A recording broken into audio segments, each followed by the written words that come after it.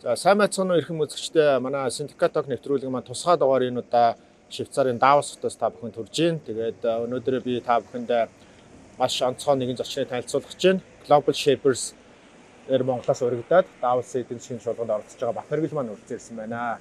За сайн явж байна уу? Хизээ ирв? Би өнгөрсөн хасаад ирсэн. Швейцарын Зюрих хотод ирээд тэгээд бүтэн өдөр нэг Давос хотод ирсэн. Хоёулаа эхлээд энэ дэлхийн эдийн засгийн форум гэдэг байгууллагын талаар үзэгчдтэй нэг зэгцтэй мэдээлэл өгье те. Энэ байгууллага нэг яадаг байгууллага вэ?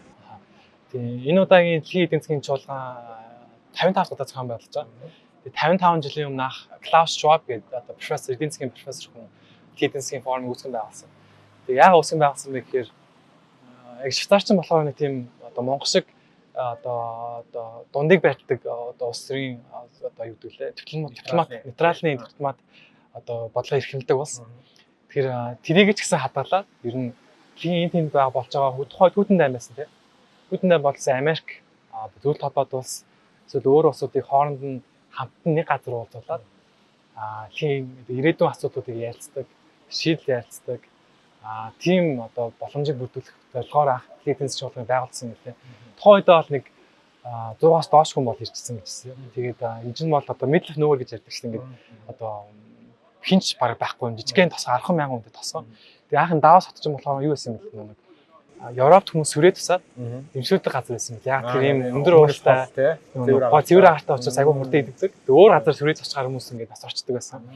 Тэгэхээр тийм хотыг ингээд одоо бараг дэлхийн хамгийн паверфул буюу одоо их мэдлэлтэй хүмүүс нэгд орчуулад асуудлаа ярилцаад шийдэл боловсруулдаг ийм том чуулган болтол хөгжүүлж чадсан нь бол гайхалтай санагдсан л да. Яг тэгээд би нэг юм бодсон Монголоос ч гэсэн бараг тэгж ийм улсыг бараг зохион байгуулах боломжтой байсан юм шүү гэж юу нь бол бодгцсон. Яг тэгэхээр Монгол улс мөнөөс адилхан талаад гарцгүй тийм улс тийм учраас бас боломжтой байсан болов уу гэж бодсон. За дэлхийн эдийн засгийн форум ингээд өөрөө олон жилийн түүхтэй зөвхөн Давос хотод болдог юм чуулган гэхэд одоо 55 дахь жил болж шүү дээ тийм. Энэ дотор бас ингээд янз бүрийн зорилттой одоо бүлгүүдэд зориулсан гэх юм уу те нээлттэй болон хаалттай клубүүд community байх шиг байна тийм үү. Түүний нэг нь одоо чи гишүүн байгаа Global Shapers гэдэг community гэж хэлэх үү те клуб гэж байгаа те. Яг энэ нь яг ямар учиртай байгууллага вэ? Тэгээд шаардлага шалгуур нь яаж байдیں۔ Тэ хүссэн хүн болгон орж болд юм уу? Ороод яг онцгой зүйл нь юу юм те? Ямар ач холбогдолтой энэ залуучууд вэ? Тийм Global Shapers нэгдлийн болохоор 2011 онд Klaus Schwab бас үүсгэн байгуулсан. Яагаад үүсгэн байгуулсан гэхээр Эдийн засгийн форум одоо 40 хэдэн жил явж байгаа тусмаа явцдаа ер нь залуу хүмүүсүүд оролцох боломж өрнө юм уу бас. Дандаа л одоо нас гарцсан өдөртөгч нар хурж ирээл ингээд ирээдүйн асуудлыг ярангууд нэг залуучуудын асуудал андаа орхидог байсан тийм. Тэгэхээр залуучуудын хэрхэн одоо шийдвэр гаргах төвшин дуу хоолойг нь хөрөхөө гэдэг дээр яг гол зорилго болгож эдийн засгийн одоо Global Shapers үүсгэн байгуулагдсан. Тэгээд мөн нэмээд бас залуучуудыг одоо хэрхэн одоо илүү чадахжуулж тэр хүмүүсийг илүү олон мандатлагч болгоход бэлтгүү гэдэг тийм гол зорилготой олон улсын байгууллага гэж хийж болно. Тэгээд одоо одоогийн байдлаар дэлхийн 500 гаруй хотуудад хабууд байдаг. Нийт 10,000 гаруй одоо залуучууд гишүүнээр одоо үйл ажиллагаа явуулдаг. Монгол улсын хувьд 2012 онд анх Global Shapers Улаанбаатар нийслэл маань үүсгэн байгуулагдаад одоо төрийн бус байгууллага гэж явдаг. Тэгээд одоогийн байдлаар 80 гаруй одоо гишүүд одоо алумни болон гэдэг Shapers-ээр явсан хүмүүс байдаг. Тэгээд бид нэр одоо 12-3 жилийн хугацаанд 100 гаруй орчим мянган доллар босгоод гадаадаас ч дотоодоос цагуулж босгоод нийгмийн маш олон төслүүд хэрэгжүүлсэн. Тэгээд ерөнхийдөө бол тэгэл одоо бид нар залуу хүмүүс дандаа болохгүй юм бүтэхгүй байх гэл ингээл муудаалч юм эсвэл ингээл явдаг бол яаж бид нар өөрсдөө шийдлийг боловсруулах уу? Яаж бид нар өөрчлөлтийг илүү гар бие оролцох гэдэг дээр илүү анхаарч явдаг нэг хэдэн залуучууд байдаг л та. Тэгэхээр заримдаа бас алддаг, заримдаа хонд хамгийн гол нь нөгөө ирээдүйд одоо 30 жилийн 20 жилийн дараа 10 жилийн дараа бид нар ямар нэгэн байдлаар шийдвэр гаргах төвшөнд очиход бас тодорхой хэмжээнд өөрсдөө бэлдэх тийм зорилготой. Танилын үргээд хэлэх зөвхөн Монголоо ихгүй бас Давос ирж байгаа бас гол давуу тал нь бид нөгөө олон улсын залуучууд бас юу бодож байна, юу сэтгэж байна. Энэ улсуудад бас ямар асуудал байна. Зөвхөн нөгөө Монгол улс маань ингээд одоо хар хүнцгээ хязгаарлахгүй илүү дэлхийн түвшинд сэтгэн гэдэг бол асуу том бас боломж санагдсан. Миний хувьд. Орох энэ нийгэмдэрт эсэх шалгуур нь байд юм байна. Тийм яг хаа болоо өөр өөр ингэ шалгууртай. Гэтэ ерөнхийдөө бол эдийн засгийн шалгуунаас ингэж тийм ерхий шалгуур тогтоож өгдөг. 18-аас 27 насны хооронд байх ёстой эсхийн тул. Тэгээ Монгол улс Улаанбаатар хотод 9 сард эсэлтийн зохион байгуулдаг. Тэгээд аппликейшн буюу өргөдлөө явуулаад ясанд ороод тэгээд ордог. Аль болох бид нэг олон одоо салбарт ажилладаг олон дүү тийм өргөн хүрээний залуучуудыг diverse гэж яддаг. Тийм залуучуудыг одоо эсвэтгий хичээдэг. Тэгээ олон тэдэг залуучуудаа боломж олгосноор дараагийн одоо мундаг манлайлах залуучдыг бий болгоход туслаад гэж юу бодож зорж авдаг тийм. Тэр бол анх удаа даавсын чулуунд орсон тийм. Тэгээ Монголд төлөөлөд сонгогдоод урагдаад оролцож байгаа гэж үзсэн үү? Тэгэхээр энэ дахиад юм сонгон шалралт яа. Тэрийг яаж одоо 500 гаруй хаб байгаа шүү дээ. 500 гаруй хабын 10,000 залуучууд энэ бол байгаа гэсэн үг. Тэдний яг нэг 500-аас 1000 орчим одоо өргөдлөө явуулдаг. Тэднээс сонгогдоод ер нь ирж байгаа гэсэн. Тэгээд сонгогдтоо бас нэг хабаас ер нь бол нэг л хүн сонгодог. Тэгээд Монголоос зарим жил сонгогддоггүй, зарим жил сонгогддог.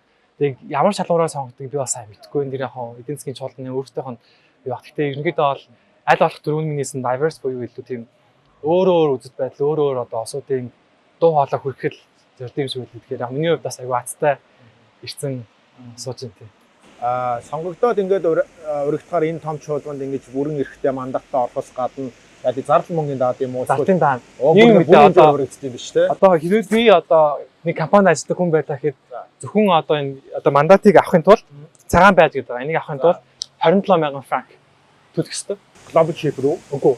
Ер нь оролцсон доо. 27,000 франк. Одоо шилжүүлэхгүй юу? Энэ уудсанд орсноороо нөө компаниуд $27,000 төлж орсноороо одоо өмнө нь төгссөн үнэтэйгээ уулзах боломжтой болжлаа. Тэгэхээр нөө маш том бизнесийн боломж, улс төрийн боломж нэгддэг байлээ. Юм шиг байлээ.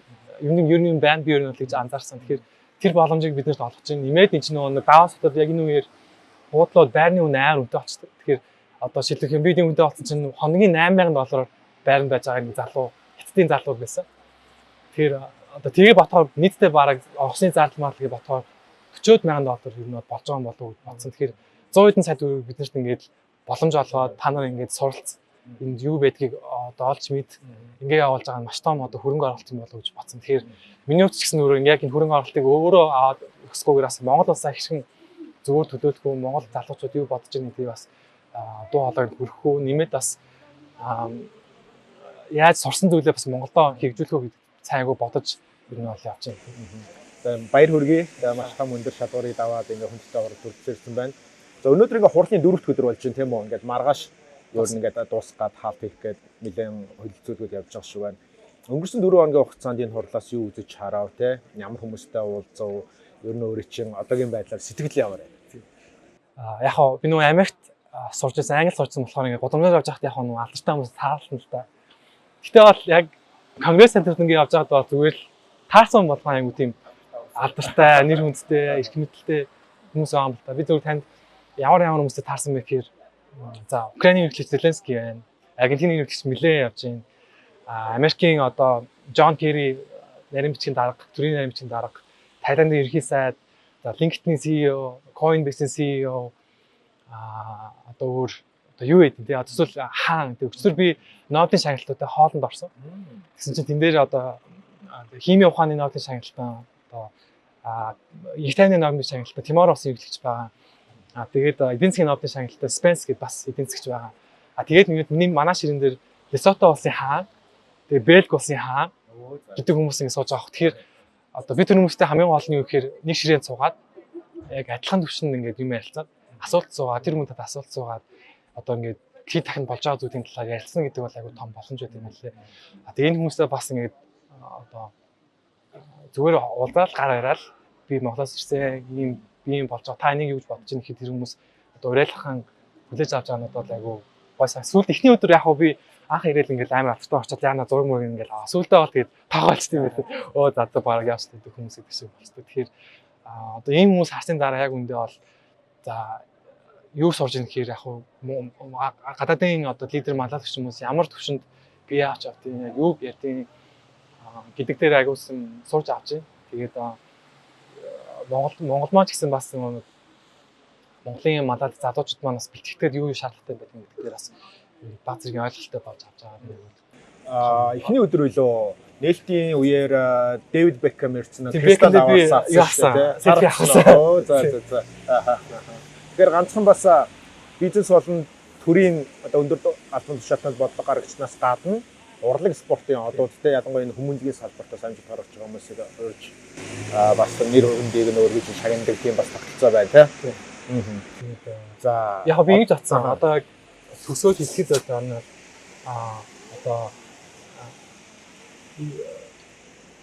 одоо 5 хоногийн хугацаанд тийм үү Давост ингээд байхад яг 1 жилийн хугацаанд одоо мастер ч юм уу их сурвалж сурснаас илүү бараг мэдлэг туршлага хөндлөж байгаа юм шиг надад санагдаж байгаа. Яг тэгэхээр энэ олон том хүмүүстэй уулзаад гар бариад бодож санд бодож солилцоод явна гэдэг бол параллел асууж байгаа. Тийм хүмүүс юу ярьж байна?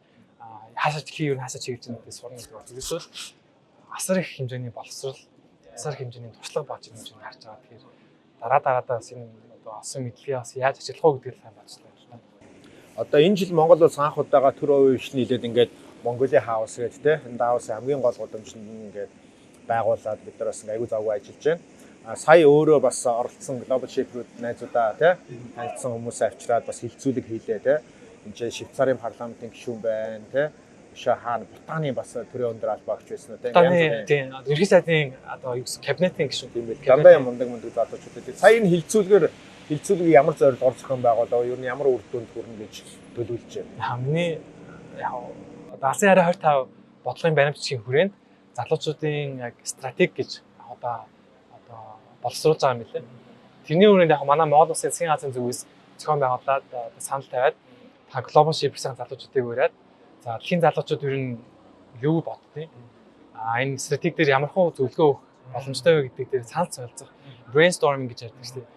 Энэ дээр бид нарт одоо санаа өгөөч гэдэг тийм уриалга тавиад тэгээ манай залуучууд гэсэн дуртай хурж ирээд асуудлуудаа нээлттэй ярилцаад шийдэл бас ярилцаад ингээ явсан. Тэгэхээр зөвхөн бас нэг Монголын одоо залуучуудын асуудлыг стратеги гэхээр зөвхөн Монголыг хүрээх одоо хязгаарлалгүйгээр тийм залуучууд юу ярьж байна, ямар асуудал байна, адилхан асуудал байна уу, арай өөр асуудал байна уу гэдгийг бас ингээд харьцуулж байгаад оруулж байгаа гэдэг нь бас илүү хэрэгтэй юм шиг санагдсан. Тэгээд бас аюу дажгүй болчих шиг боллоо гэж бодож байна. За сүүлийн асуулт.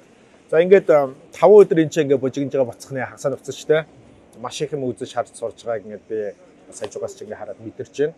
Очоод Монголдо очоод юу хамгийн дөрөнд одоо хийх хүсэл төрж байна.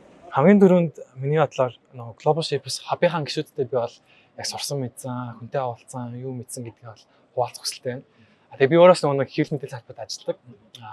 Өнөө хэвлэл мэдээлэл салбарт ажилладаг. Тэгэхээр тэрнгээрээ дамжуулаад би блог хийж байгаа.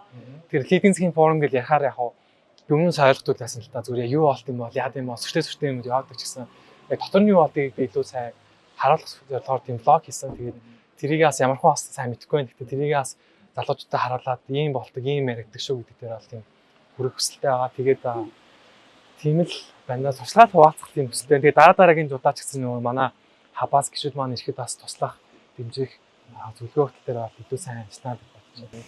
За маш их баярлалаа. Тэгээ улам өндөр амжилт хүсье.